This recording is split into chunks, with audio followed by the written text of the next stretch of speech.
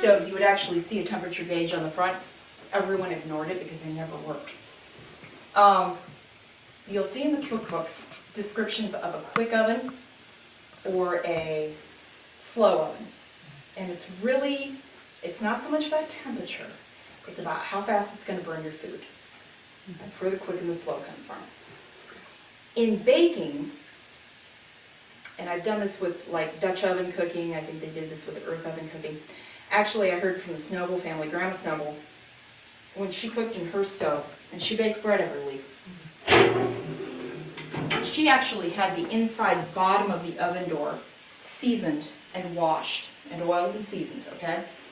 So that when it was time to bake bread, she would put her bread, she didn't even put it in a pan, she put it flat on the bottom of the oven. And so how you do that, and if you're baking, she was baking with her cook stove like it was an earth oven. So if you watch the bakers with the earth ovens, they're baking right on the bottom of that ceramic, the brick base of their oven on the hearth.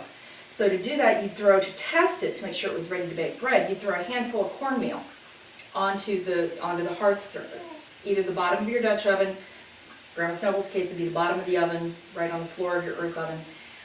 When if your cornmeal hits that surface and turns golden brown, that is the right temperature for baking.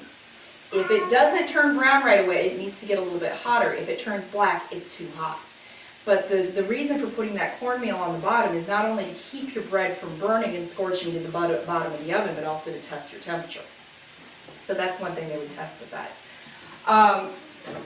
The other thing I have heard, and it doesn't work for me, so I have no idea how much truth there was to it, but I had a lady who came in who said her grandmother told her that the way she could tell the oven was ready to bake was she'd get it cranked up, and she would get the firebox cranked up as hot as she could get it, and with as much flame in it as it would go.